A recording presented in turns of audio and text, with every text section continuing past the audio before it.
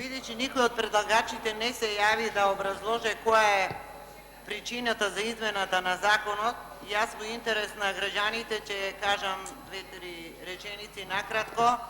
Најпрво ќе сакам да кажам дека исто така и овој закон кој што беше по редовна постапка и го разгледавме и на Комисија за здравство се повлече, во изминатиот период се повлече, денеска е предложен по скратена постапка.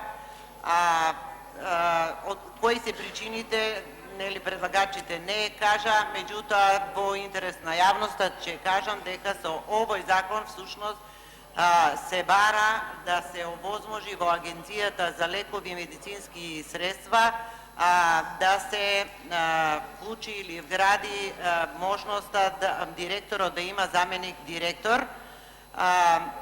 Имаше доста забелешки на Комисијата за здравство, бидејќи постоечкиот закон, членот 42б, овозможува во отсуство на директорот од различни причини, било да е тоа користење на годишен одмор или боледување или други причини, постоечкиот закон му дава можност тој од вработените да назначи негов заменик и со години наназад, почитувани граѓани, оваа агенција функционираше така.